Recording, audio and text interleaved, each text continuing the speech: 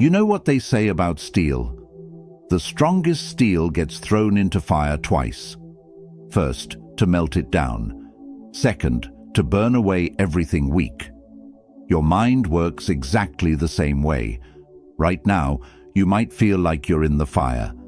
Maybe you've been there for weeks, months, maybe even years. Here's the truth nobody wants to say out loud. The fire doesn't stop. But you stop being afraid of it. That's what mental resilience actually is. Not some mystical quality you're born with, not something that just happens to you. It's a choice you make in the hardest moments. Marcus Aurelius ruled an empire while disease killed thousands. He lost children, faced betrayal, and woke every day knowing enemies wanted him dead. In all that chaos, he wrote one line that cuts through everything. The impediment to action advances action. What stands in the way becomes the way. He wasn't writing for crowds or for history books. He was writing to himself in the quiet moments, reminding himself that obstacles weren't interruptions to the path. They were the path.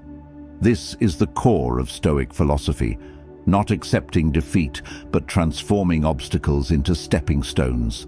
Every setback, every hardship, every moment of suffering becomes raw material for your growth. The Stoics, Epictetus the slave, Seneca the exiled, Marcus the reluctant emperor, learned resilience because life gave them no choice. They discovered you don't control what life throws at you. The weather, other people's actions, the economy, your genetics, random accidents, none of it's in your hands. But you control what you throw back. Every single time. You control your response, your effort, your attitude, your interpretation of events. There's a reason you're here right now, watching this. Something in you knows you're capable of more than what you're currently surviving. You're tired of breaking, tired of feeling fragile, tired of living at the mercy of circumstances. Good. That exhaustion is the beginning of transformation, because comfort doesn't build anything, struggle does. These 10 rules are surgical, designed to rewire how you respond to pressure. They work whether you believe in them or not, whether you're religious or atheist, whether you're young or old. They're based on practice, on repetition, on showing up. When showing up is the last thing you want to do, your mind is lying to you right now, telling you stories about what you can't handle, what you're not strong enough for, what's too much. And you've been believing those stories because they feel true, but feelings aren't facts. The Stoics knew this thousands of years ago. They practiced something called voluntary discomfort, deliberately choosing hard things, not to punish themselves, but to prove to themselves they could survive them. They understood that comfort makes you fragile, ease makes you weak, challenge makes you resilient. Seneca said, "A gem cannot be polished without friction, nor a man perfected without trials." You are in the friction right now. That pressure you feel, that stress, that difficulty, it's not destroying you, it's shaping you. But only if you let it, only if you engage with it rather than run from it. If you're still here, you're already stronger than you think. Drop this affirmation in the comments. I am forged, not broken. Number 1. Stand when you want to fall. There's a moment in every difficult situation where your body and mind both scream the same thing. Stop, sit down, give up, walk away. This is about that mental collapse that happens right before you are about to make it through. The Stoics called this assent, the instant where you decide whether to agree with the thought that says you can't continue. Standing when you want to fall isn't about being strong all the time. It's not about never feeling weak or tired or overwhelmed. It's about being strong for one more second, then another, then another. It's about not letting pain or exhaustion make your decisions for you. Most people fall because they make an agreement with exhaustion. They hear the voice that says, "This is too much," and they believe it without question. But that voice isn't truth. It's just your primitive brain trying to conserve energy, trying to protect you from discomfort. Your first instinct under pressure is almost always to retreat. That's biology. Your nervous system is literally designed to protect you from harm, to pull you away from anything that feels difficult or dangerous. But mental resilience is built when you override that instinct with something stronger: purpose, commitment, or simply the determination to prove to yourself that you can. Think about what happens in your body when things get hard. Heart races, breathing gets shallow, muscles tense, palms sweat. These survival responses trigger not just during real danger, but in situations that aren't actually dangerous. A difficult conversation with your boss, a deadline at work, a workout that pushes your limits. Your body can't tell the difference between a lion chasing you and a challenge that will make you better. So you have to tell it. You have to stand there, right in the middle of the discomfort, and remind yourself, I'm safe. This is just hard, and I can do hard things. Cato the Younger walked barefoot through Rome in winter, while everyone else bundled up in furs and wool. People thought he was crazy, ridiculed him, called him a fool. But he wasn't trying to prove anything to them. He was training his mind to endure discomfort, practicing standing when every instinct screamed, seek warmth and comfort. That's what this principle is about. Practice. You don't build resilience in the moment you desperately need it. You build it in the 1,000 small moments before, where you deliberately choose discomfort over ease. When you stand instead of fall, you're not just enduring, you're sending a powerful message to yourself. You're proving that the story you've been telling yourself about your limits might be wrong. Every time you stand when you want to fall, you rewrite that story a little bit. You add evidence that you're stronger than you thought, more capable than you believed.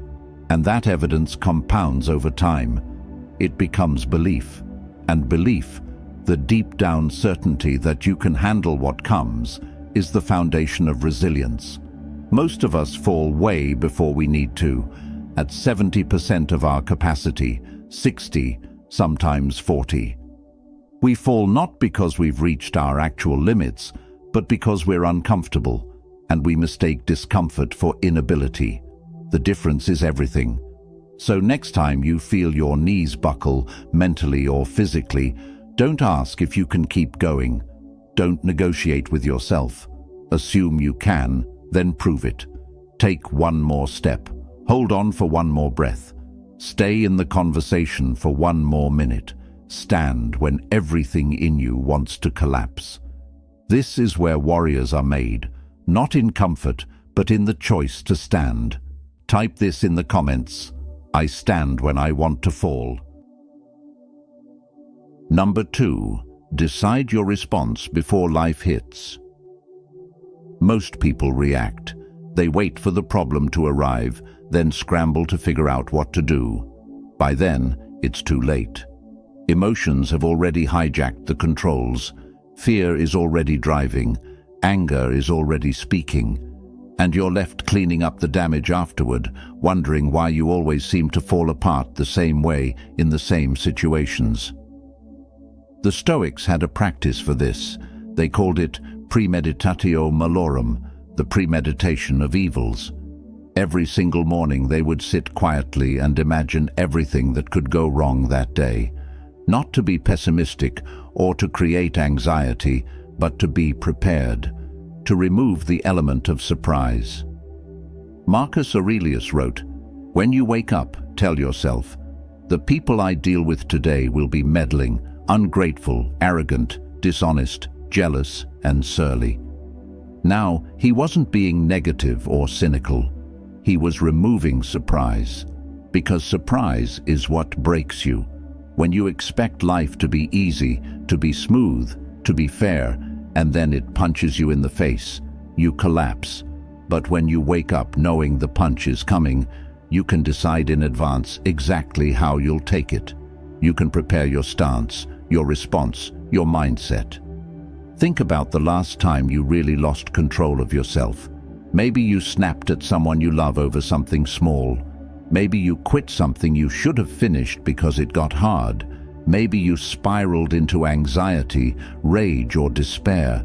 Now ask yourself honestly, did you decide beforehand how you would respond to that situation? Of course not. You walked in blind, reacting in real time, letting the moment decide for you. And the moment will always choose chaos if you don't choose first. This is why resilience isn't spontaneous. It's not something that just happens in the heat of the moment. It's pre-planned, it's rehearsed, it's decided in advance. Here's how.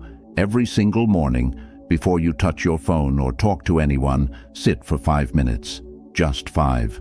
Close your eyes and run through your day. Not the fantasy version where everything goes right and everyone is pleasant, but the real version. The version where your boss criticizes your work unfairly, where your partner is in a terrible mood and takes it out on you, where traffic makes you late to something important, where your body hurts, where plans fall through, where people disappoint you. Then decide, right there in that quiet moment, how you will respond, not how you'll feel. You can't always control that, but how you'll act, what you'll say, what you'll do. Epictetus taught his students to constantly separate what we control from what we don't. He said, "Make the best use of what is in your power and take the rest as it happens." You don't control if someone disrespects you, but you absolutely control whether you let that disrespect live in your head for the next 6 hours. You don't control if you lose your job, but you control whether you spend that night networking and applying to new positions or spiraling into despair and paralysis. When you decide your response in advance, you create a crucial gap between stimulus and reaction.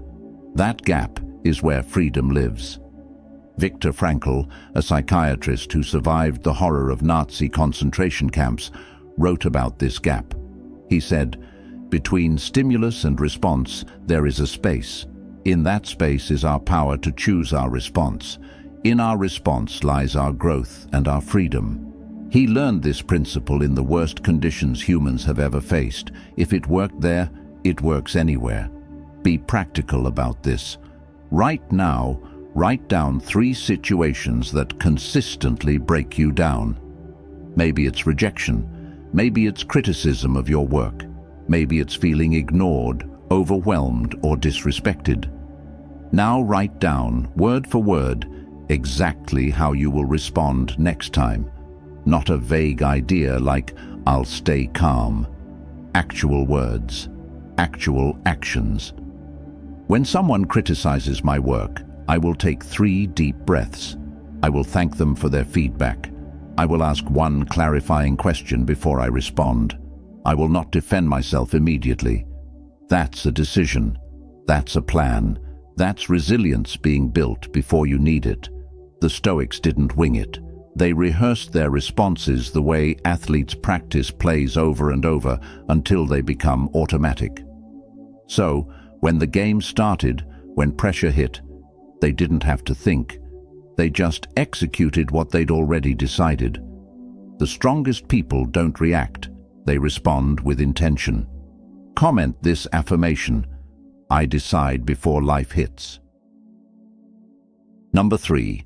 Carry small victories every day. You want to build resilience? Stop trying to change your entire life in one dramatic moment. Stop waiting for the big breakthrough, the perfect day, the moment when everything finally clicks. That's not how human psychology works. Resilience is built in the mundane, in the small decisions that nobody sees and nobody applauds, in the tiny commitments you make and keep when it would be so much easier to break them. Seneca wrote to his friend, "Each day acquire something that will fortify you against poverty, against death, indeed against other misfortunes as well. And after you have run over many thoughts, select one to be thoroughly digested that day. One thing, not 10, not a complete transformation, One small victory that proves to yourself that you're capable of winning. Here's why small victories matter more than you think. Your brain doesn't actually know the difference between a big win and a small one when it comes to building confidence and self-trust. Every single time you do what you said you would do, even if it's tiny, even if nobody else notices, you send a powerful signal deep into your subconscious. I keep my word. I follow through. I don't quit on myself. That signal compounds over time, building an unshakable trust between you and yourself. And that trust is the foundation of all mental strength. Because when hard times come, and they will, you won't doubt yourself.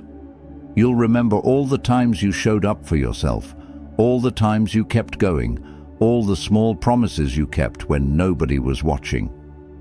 Most people set absolutely massive goals, fail immediately within days or even hours, and then feel like complete failures.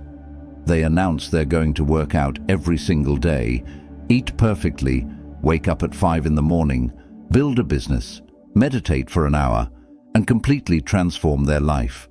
By day 3, they've done none of it, and now they have concrete evidence that they can't change, that they're not capable, that they're just not that kind of person. But that's not evidence of inability. That's evidence of bad planning. You don't build resilience by biting off more than you can possibly chew. You build it by chewing what you bite. Every single time. Marcus Aurelius had literally one of the most stressful jobs in all of human history, running an empire, fighting wars on multiple fronts, managing complex politics, making life and death decisions daily. And you know what he did every single day without fail? He wrote. Not long dramatic entries, not philosophical treatises, just short, simple reminders to himself. Small victories in clarity and perspective. He didn't try to solve every problem at once. He focused on doing one thing right, thinking clearly about one problem, making one good decision, then the next, then the next. That's how you build an unshakable mind, not in one heroic moment that everyone sees, but in 1,000 small moments that nobody notices. Here's your framework. Every single morning, write down 3 small victories you will accomplish that day. Not dreams, not wishes, not things you hope might happen, things you will actually do, no matter what. Drink 3 glasses of water, walk for 10 minutes, send 1 email you've been avoiding, read 5 pages of a book, do 10 push-ups, clean 1 surface in your home. These aren't life-changing on their own, and that's exactly the point. They're proof. Proof that when you say you'll do something, you actually do it. And every single piece of proof makes the next hard decision easier. Every kept promise strengthens the next one. The real magic happens in the repetition. 1 day of small victories changes nothing. 100 days changes everything. Because after 100 days of consistently keeping small promises to yourself, you're literally not the same person anymore. You've rewired your brain at a neural level. You've built a pattern of follow-through that becomes automatic. And when life gets hard, when real challenges come, that pattern activates without you even having to think about it. You don't have to wonder whether you can handle it. You already know you can, because you've been handling small, hard things every single day for months. Epictetus taught his students to focus relentlessly on what they could control in the present moment. Not yesterday. You can't change that. Not tomorrow. It hasn't happened yet. Right now. He said, don't explain your philosophy. Embody it. That's what small victories do. They turn philosophy into practice. They turn ideas into identity. You stop being someone who wants to be resilient. You become someone who is resilient. Because resilience isn't what you think or feel. It's what you do, repeatedly, consistently, even when it's small, especially when it's small. Here's the part nobody tells you. the part that might save you on your worst days. Small victories protect you from despair. Because on the days when everything feels completely impossible, when big goals feel miles away, when you can barely get out of bed, you can still win something small. You can still make your bed, still drink a glass of water, still take a shower, still breathe deeply for 60 seconds. Those tiny wins keep you moving forward. They keep the engine running. They remind you that you haven't given up, that you're still in the fight, that you're still capable of something, even if it's small. Stop waiting for the big moment. Just win today, then win tomorrow. String enough small victories together, and one day you'll look back in amazement and realize you climbed the whole mountain. Every giant was built one small step at a time. Let me see this affirmation. I carry small victories daily. Number 4. Act while fear whispers, stop. Fear will never leave you alone. It's wired into your DNA, but that voice now stops you from speaking up, starting the business, having the difficult conversation. The Stoics practiced acting despite it. Marcus wrote, "You have power over your mind, not outside events." Fear is just an event in your mind, not a command, not truth, just noise keeping you safe by keeping you small. Fear doesn't warn about real danger anymore. It warns about discomfort, about uncertainty, failure, rejection. Your brain can't tell the difference between actual danger and social discomfort, so it treats both the same, screaming at you to stop. The Stoic practice was simple. Do the thing you're afraid of while you're still afraid. Don't wait for confidence. Confidence comes after action. Seneca said, "It is not because things are difficult that we do not dare. It is because we do not dare that they are difficult." The difficulty is in your hesitation. Think about the last time you avoided something because you were scared. Did avoiding it make fear go away? No, it made it stronger. Every time you obey fear, you teach yourself that fear is in control. Here's how you break it. Act small. You don't need to be brave for an hour. Be brave for 5 seconds. Send the email, make the call, take the first step. In those 5 seconds, you proved fear doesn't own you. Cato practiced discomfort on purpose, wearing simple clothes, walking in cold, fasting. He was teaching his mind that discomfort isn't danger, that you can feel afraid and still function. Write down one thing you're avoiding, because you're afraid. Break it into the smallest possible action. If you're afraid of starting a business, the action isn't launch a company. It's write 3 business ideas. Take the smallest step while fear screams, stop. That's courage. The more you practice acting while afraid, the quieter fear becomes. Not because it goes away, but because you stop believing it. You recognize it for what it is, an overprotective voice that doesn't know what you're capable of. Here's the final truth. Fear's a liar. It says you can't handle rejection, failure, pain. But you've already handled all those things. You survived. Acting while afraid doesn't make you fearless. It makes you unstoppable. Courage isn't fearless. It's fear that keeps moving forward. Post this affirmation. I act despite fear. Number 5. Turn pressure into practice. Every difficult moment is a repetition. Every stressful day is training. The Stoics saw life not as happening to them, but for them. A gym for the soul. Marcus wrote, "What stands in the way becomes the way." He was describing the practice of using obstacles as opportunities to get stronger. Most people experience pressure and try to escape it. They treat pressure like an enemy. But pressure is just resistance, and resistance builds muscle. Your mind doesn't develop resilience in easy moments. It develops when life loads weight on your shoulders and you carry it anyway. Here's the shift. Stop asking, "Why is this happening to me?" Start asking, "What is this teaching me?" Traffic isn't wasted time, it's practice in patience. A difficult coworker is practice in emotional regulation. Financial stress is practice in resourcefulness. When you reframe pressure as practice, you stop being a victim. You become a student. Seneca said, "Difficulties strengthen the mind, as labor does the body." He was exiled, lost wealth, faced death threats. Through it all, he turned pressure into wisdom. That's resilience in real time, sitting in the fire and asking, "What can I learn here?" At the end of difficult days, write 3 things. What pressure did you face? How did you respond? What will you do differently?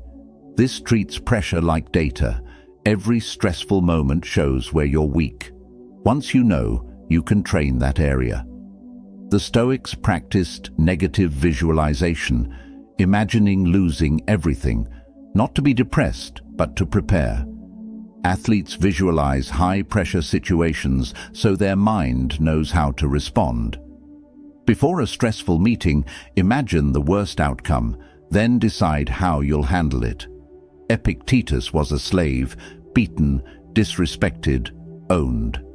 In that environment, he developed one of the most powerful minds in history. He understood external pressure couldn't touch internal freedom. If he could turn slavery into a training ground for mental strength, you can turn your stress into strength. When you start seeing pressure as practice, you stop fearing it. You expect it. Things that used to break you become things you handle easily. Not because they got easier, because you got stronger. Next time life puts weight on your shoulders, don't buckle. Adjust your stance, breathe, and lift. That weight isn't punishment, it's training. Champions aren't born in comfort, they're forged under pressure. Write this in the comments. Pressure is practice. Number 6. Finish the hardest tasks first. Most people waste their best hours on easy things. They check emails, scroll news, organize their desk. By the time they face the hard task, they're exhausted. The Stoics understood energy is finite. Decision-making drains you. Every choice weakens the next one. So they made the most important choices first. Marcus wrote, "At dawn, when you have trouble getting out of bed, tell yourself, 'I have to go to work as a human being.'" He faced the empire's problems immediately, while his mind was sharp and will was strong. Here's the psychology.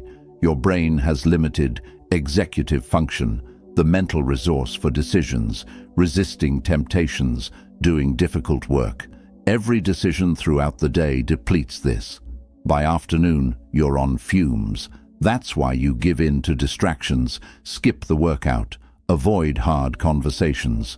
Not because you're weak, because you're depleted.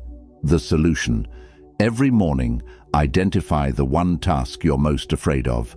That's the task you do first.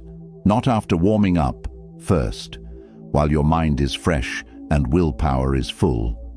Seneca said, "Begin at once to live and count each separate day as a separate life." Tonight, write down 3 most important tasks for tomorrow. Rank them. Which scares you most? That's number 1. Wake up, don't check your phone, and start the hard thing. Give it your first hour, best energy, sharpest focus. Everything else can wait. Cato had a reputation for being impossible to corrupt. Why? He practiced discipline in small things first, woke early, followed through on commitments, did hard work before easy work. By the time someone tried to corrupt him, his discipline was automatic. Here's what most people get wrong. They think motivation comes first, then action. Wrong. Action comes first, then motivation. When you start your day with the hard task, you build momentum that carries you through everything else. When you consistently finish hardest tasks first, you build self-trust. You prove you're the kind of person who doesn't run from difficulty, On days when everything feels impossible, you'll remember all the mornings you did the hard thing first. The world will try to steal your mornings. If you let them, they'll consume your best hours. Protect your mornings like your life depends on them, because it does. Your future is built in the first 2 hours after you wake up. Winners attack the day before the day attacks them. Share this affirmation: I finish hard tasks first. Number 7. Learn from pain without becoming bitter. You will get hurt. People will betray you. Life will disappoint you. The Stoics didn't pretend pain wouldn't come. They prepared for how they'd respond. Because pain itself isn't the problem. What you do with it is. Do you let it make you wiser or bitter? Marcus wrote, "Choose not to be harmed, and you won't feel harmed." The event is one thing, your interpretation is another. Bitterness is holding on to pain and refusing to let it transform you. Replaying the betrayal over and over, building walls around your heart, stopping trust because someone hurt you once. That's not strength. That's a cage. The person who hurt you isn't locked in there. You are alone. Learning from pain is different. It's asking, what does this teach me? When someone betrays you, the lesson isn't everyone is terrible. It might be I ignored red flags, or I need better boundaries. When a plan fails, the lesson isn't I'm a failure. It's my strategy was flawed, or I need to adapt faster. Pain without reflection is suffering. Pain with reflection is education. Epictetus was enslaved, beaten, owned. Yet he became one of the wisest men in history by extracting every lesson from that suffering. He didn't become bitter. He used that experience to understand freedom deeper than most free people ever do. He turned pain into philosophy. When something painful happens, give yourself time to feel it. Don't skip this part. Cry if you need to. Rage if you need to. The Stoics felt deeply, but they didn't live there. After you feel it, reflect. Write down what happened, then what it taught you. What boundary did you miss? What pattern are you repeating? What strength did you discover? Seneca was exiled twice, stripped of wealth and status. He could have spent those years bitter. Instead, he spent them writing, thinking, growing. He turned suffering into wisdom that still read 2,000 years later. The difference between learning and bitterness shows up in how you talk about your past. Bitter people say, "That person ruined my life." People who learned say, "That experience taught me something valuable." Same pain, different response, different life. Bitterness doesn't protect you from future pain. It guarantees it. When you close yourself off, you stop growing, connecting, risking. The Stoics knew safety isn't the goal, growth is. And growth requires staying open even after you've been hurt. Learning from pain doesn't mean forgiving everyone or staying in toxic situations. It means extracting the lesson, setting better boundaries, and moving forward without carrying hatred. Because hatred is heavy, and you need your strength for the journey ahead. So when pain comes, feel it fully. Then ask what it has to teach you. Mine it for wisdom. Let it make you sharper, kinder, wiser, stronger. But don't let it make you bitter. You didn't survive everything just to stop feeling. You survived so you could live fully, pain and all. Your scars can either poison you or teach you. The choice is yours. Drop this statement in the comments. I learn from pain. Number 8. Protect your focus like a fortress. Every notification, interruption, person demanding your time, app designed to hook you, they're all competing for your focus. Most people give it away for free, let their attention get pulled everywhere, then wonder why they never accomplish anything meaningful. Marcus wrote, "Confine yourself to the present."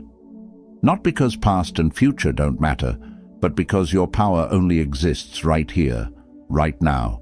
If you're not present, you have no power. Focus isn't natural anymore. We live in a world engineered to distract us. Phone buzzes, email pings, co-worker stops by, thoughts drift.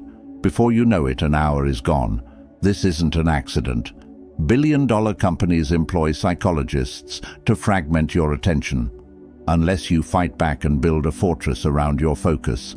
The Stoics created space for deep work, time where nothing could interrupt them. Seneca would retreat to think and write. Marcus journaled early morning before the empire demanded attention. They understood important work requires unbroken attention. Real progress happens in long, uninterrupted blocks of focus. Every day you need at least one block of 2 hours where you're unreachable. No phone, no email, no people. Just you and the work that matters most. If you can't find 2 hours, you're lying to yourself. Turn off every notification, put your phone in another room, tell people you're unavailable, close the door and work. Deep work where you disappear into the task completely. The outside world will always try to pull you away. You have to create the boundary. Say no to interruptions, because every time you let something break your focus, you're training yourself that focus doesn't matter.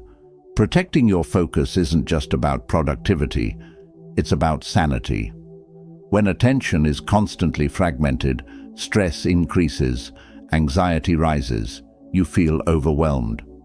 Your brain is exhausted from switching contexts every 3 minutes. Deep focus is rest for your mind, the state where you feel most alive, capable, yourself. Imagine you're about to start deep work. What will try to interrupt you? Your phone? Turn it off first. Your email? Close it. Your family? Tell them you need 2 hours. Your mind wandering? Have a notepad to capture random thoughts. Anticipate the distractions. Remove them before they strike. When you protect your focus consistently, you accomplish more in 2 focused hours than most people do in 2 distracted days. Your work improves, stress decreases.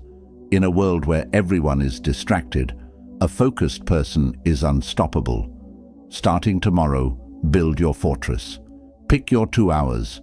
Eliminate every distraction you can predict. Defend that time like it's sacred, because it is. Your attention is your life. Where it goes, you go. Once you spend it, you never get it back. In a world full of distractions, focus is your superpower. Leave this affirmation: I protect my focus. Number 9. Push yourself when no one sees. The world celebrates public victories, the promotion, award, transformation photo, but resilience isn't built on stage. It's built in the dark. In the early morning when your bed is warm and the gym is cold. When you could cut a corner and nobody would know, but you don't. Marcus wrote in his private journal for himself. He was building character in secret. Most people only try when someone's looking. They work hard when the boss is around, are kind when it benefits reputation, show up when there's an audience, but alone the effort stops. Real change doesn't happen in public. It happens in private, in the 1,000 small choices when there's no reward, no recognition, no applause. You know when you're cutting corners, when you're giving half effort, when you're lying to yourself.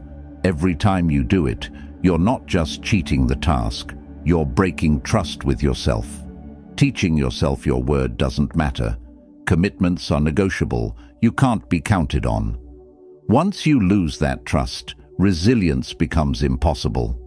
Epictetus taught our character is tested in small moments, not grand ones. Real growth happens when you do the right thing, even when it's unpopular, unrewarded, and unseen. When you choose the hard work out over the easy scroll. Keep your promise to yourself, even though breaking it would be easier. Stay honest, even when lying would benefit you. These moments don't make headlines, but they make you. Every day, do one thing that's hard and private. Something nobody will ever know about. Run an extra mile. Write when you don't feel like it. Clean something that's been bothering you. Resist the easy dopamine hit. These actions don't need witnesses. They need you. Every time you follow through in private, you become someone who follows through. Period. Seneca wrote, "Most powerful is he who has himself in his power."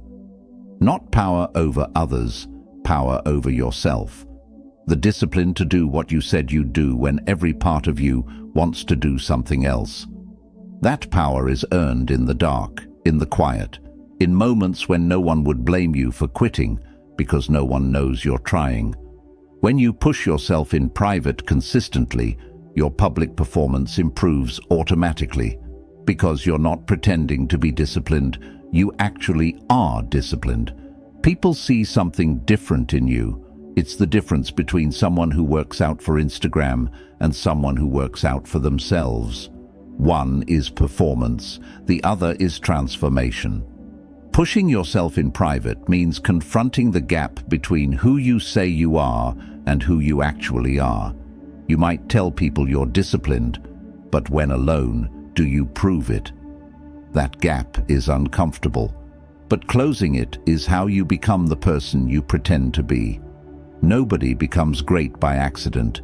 It's built deliberately in private, through choices that don't get celebrated, work that doesn't get recognized, discipline nobody sees. What you do in private is who you become in public. Stop waiting for an audience. Stop needing validation. Push yourself when no one sees. Keep the promises you make to yourself in your head. Do the work nobody will ever applaud. That work is the foundation, the basement where resilience lives. Real strength is built in the dark when nobody's cheering. Put this affirmation in the comments. I push when no one sees. Number 10. Let purpose carry you through the storm. You can survive almost anything if you know why you're surviving. But without a clear reason, without a deeper meaning, even small difficulties can feel completely unbearable. The Stoics didn't just endure suffering mindlessly. They connected their suffering to something larger than themselves, something that gave it meaning and direction. Marcus ruled an empire not because he wanted power or glory, but because he believed deeply in duty, in service, in responsibility to something greater. His purpose carried him through wars, plagues, political betrayals, and personal tragedies that would have absolutely broken a weaker man. Most people give up not because the pain is too much, but because they forget why they're enduring it in the first place. They lose sight of their purpose. They stop seeing any connection between today's struggle and tomorrow's outcome. And when that connection breaks, when suffering feels random and pointless, motivation dies, discipline dies, hope dies. That's when people quit, not at the actual hardest point physically, but at the most meaningless point psychologically. When they can't answer the question, why am I even doing this? Viktor Frankl, the psychiatrist who survived the absolute horror of Nazi concentration camps, observed something remarkable. He watched prisoners with a strong reason to survive, a clear purpose beyond themselves, endure what seemed unendurable. Meanwhile, he watched other prisoners who seemed to have everything to live for, youth, health, family waiting for them, simply give up and die. He said, "Those who have a why to live can bear with almost any how." The difference wasn't their circumstances. Everyone in that camp faced the same hell.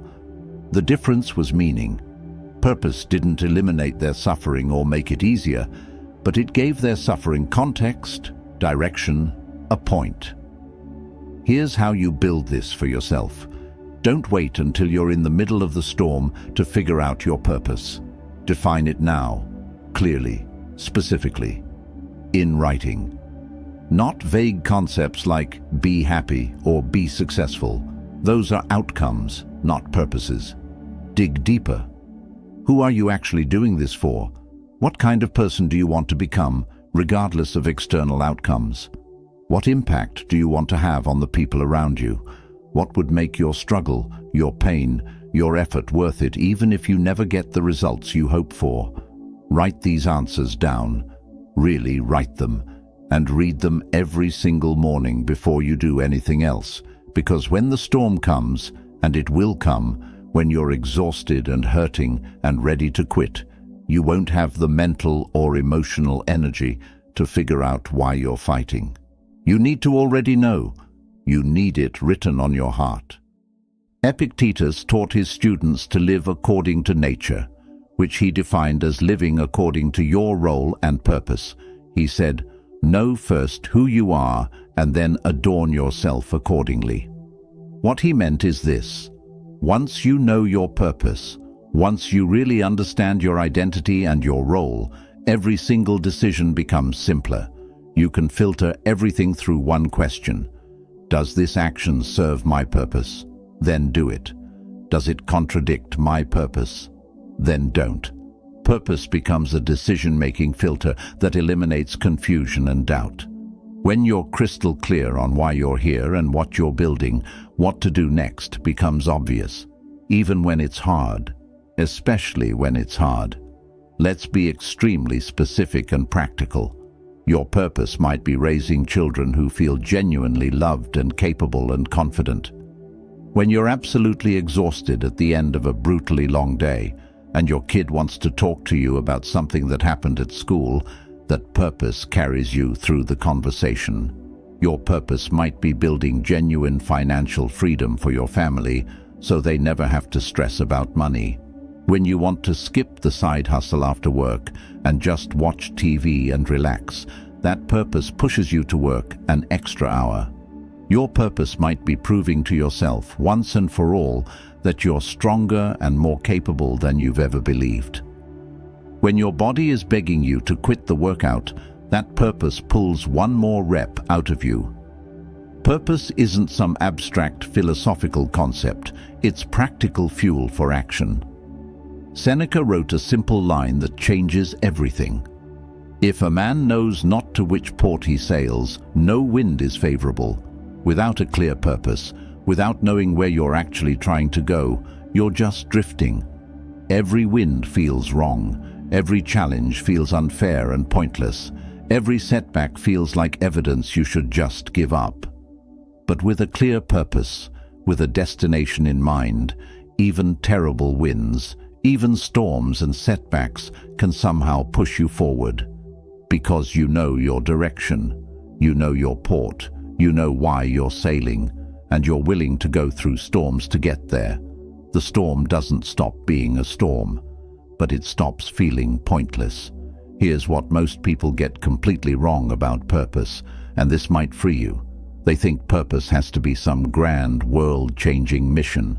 It doesn't. Your purpose can be small, personal, private, and still be powerful enough to carry you through absolute hell. Your purpose might be showing up every day for one person who desperately needs you, honoring the memory of someone you lost by living the life they didn't get to live, proving wrong the voice in your head that said you'd never amount to anything, building something beautiful with your hands, creating art that expresses what you feel, healing yourself so you can one day help others heal. Purpose doesn't have to impress anyone else. It doesn't have to make sense to anyone else. It just has to matter to you, deeply, truly, unshakably. The Stoics also understood something crucial. Purpose evolves over time. Marcus Aurelius started as a reluctant ruler who never wanted the job. Over years of struggle, his purpose clarified, deepened, became more refined. Your purpose at 20 might not be your purpose at 40, and that's completely fine. But you need one, always, at every stage, because a life without purpose isn't actually a life, it's just existence. It's just enduring day after day until you don't have to anymore. And that's not resilience, that's slow surrender. So right now, stop and ask yourself these questions. What's my purpose? Why am I actually here? What would make my struggles meaningful, even if they're hard? And if you don't have absolutely clear answers, find them. Soon. Make this a priority, because the next storm is coming. Life guarantees it, and when it arrives, you'll need something much stronger than temporary motivation to get through it. You'll need purpose. You'll need a reason so powerful, so clear, so important to you, that quitting becomes literally impossible. Not because the pain decreased or the storm got easier, but because the meaning increased. When your why is strong enough, the how doesn't matter. Comment this final affirmation: purpose carries me through. You've made it through all 10 rules because you chose to stay. That choice matters more than you realize. That's resilience showing up already in this very moment. These aren't just concepts to nod at and forget by tomorrow. These are practices to live by daily, when life is calm, and especially when it's chaos. Mental resilience isn't built in a day, or a week, or even a month. It's built in 10,000 days of small decisions, in 10,000 moments where you chose to stand instead of fall, to act despite fear instead of freeze in paralysis, to learn from pain instead of become bitter and closed, to push yourself when no one's watching instead of taking the easy path, to let purpose guide you when everything else fails and the road gets dark. You don't need perfection. You never did. You need consistency. You need to show up, one rule at a time, one day at a time, one choice at a time. Marcus Aurelius knew his private writings might never be read by anyone. He wrote them anyway, night after night, year after year, because the practice mattered infinitely more than the recognition. That's the final lesson. Do the work whether anyone sees it or not. Build your resilience in private, in the quiet moments, in the struggles nobody knows about. Then use it in public when life demands it. You're not motivated, you're forged. And there's a profound difference. Motivation fades. Forging lasts forever.